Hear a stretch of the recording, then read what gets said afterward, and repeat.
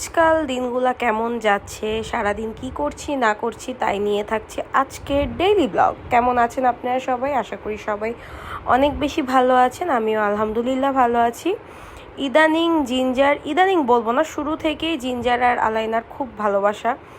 আর এদের ভালোবাসা এই যে নিতে নিতে কখন যে মারামারির পর্যায়ে চলে যায় এটা আমরা বলতে পারি না। এটা আমার প্রতিদিন সকালেরই মোটামুটি একটা রেগুলার দৃশ্য আমি দেখতে পাই আর কি। আর এইটা ধরেন এই যে মারামারি পর্যায়ে চলে যায়, থামাইলেও মারামারি করে, আদর কেন থামাচ্ছে, আবার অনেক সময় দেখা যায় যে মানে আদর কেন করতেছে এর জন্য মারে। আলাইনার আর কি মেয়ে মানুষ তো একটু মুড সুইং হয় বেশি। যাই হোক, ওই দিন বিকালে আমি আর আম্মু আরফান উষা বের হয়েছিলাম একটু শপিংয়ে, বাট তেমন কোনো কিছু শপিং করা হয়নি। জাস্ট আমরা ডমিনোজে গিয়ে পিৎজা অ্যান্ড চিকেন খাওয়া দাওয়া করি, তারপর চলে আসি। মানে পিৎজাটা মজা ছিল, বাট চিকেন ফ্রাইটা যা দেখাইছে সেরকম কিছু দেয় নেই আর কি। সো এই তো, এর পরের দিন বিকালবেলা আমরা গিয়ে যাই, আমি আর রাজু যাই বিমান বাহিনী জাদুঘরে। এখানে যাওয়ার কারণ ছিল একটু হাঁটবো, আর ওখানে ভাইরাল হয়েছিল পাখিদের বা মাছদের খাবারটা, পাখিদের তুলে নেওয়াটা। বাট ওই জায়গার স্পটটা ইদানিং নাকি বন্ধ, যার কারণে আমরা ঢুকতে পারিনি। এখনও ওপেন হয়েছে কিনা জানি না।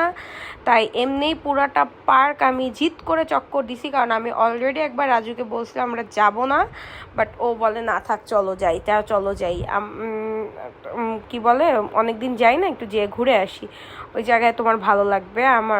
আর আমি আসি আর জিদ করে তখন ওরা দেখাই যে কোনো চেঞ্জ দেখতে পারছো, এখন আরও গ্যাদারিং হয়েছে। মেইনলি বিমান বাহিনী জাদুঘরটা আসলে হাইপটের উপর এখন অনেক বেশি গ্যাদারিং হয়ে গেছে, আমি জানি না কেন। আর আমার মনে হয় আগারগাঁওর সব মানুষজন এখানেই চলে আসে। আর আগারগাঁওর এরিয়াটা এখন কেন জানি না, এই কেক পট্টি থেকে শুরু করে যেই মানে যত জায়গা আছে সব কিছু এত পরিমাণ ভাইরাল যে জাস্ট একটু আপনি যে ওয়াক করতে আসবেন কোথাও, এইরকমও কোনো প্লেস নেই এখন আগারগাঁওতে, যে জাস্ট একটু 5-7 মিনিটের জন্য একটু হাঁটতে বের হব। মানে এই ফুল একটা পার্ক আমরা দুইজন মিলে শেষ করছি। বাট এত পরিমাণ গ্যাদারিং ছিল, মানে আমি বুঝাইতে পারবো না। বাট হ্যাঁ, নেচার সবসময় সুন্দর, বাট গ্যাদারিংয়ের জন্য না কোথাও যে আসলে হাঁটা চলা করা যায় না।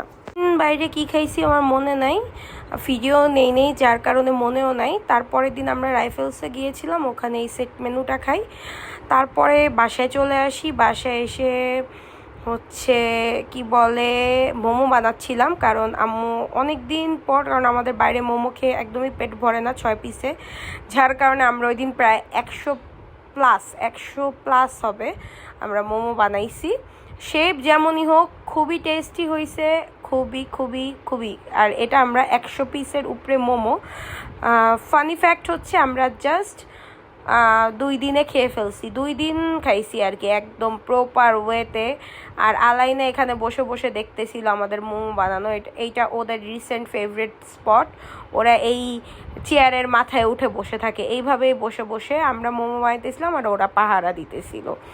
আর ট্রাস্ট মি, এইটার মানে প্রসেসিংটা আমার মনে হয় ওই 120 টাকা দিয়ে 6 পিস মোমো কেনার থেকে বাসায় এইরকম 300 টাকা দিয়ে 400 টাকা দিয়ে একটা চিকেন দিয়ে আপনারা কয়েকশো মোমো ফ্রোজেন করে সুন্দর মতো রেখে রিল্যাক্সে বসে খেতে পারবেন। কারণ আমার বাইরে যারা মানে আমার মতো মোমো লাভার আছে তাদের জন্য এটা একটা টিপস থাকবে, এটাই কইরেন, তাহলে 160 টাকা দিয়ে মোমো কিনে খাইতে হবে না।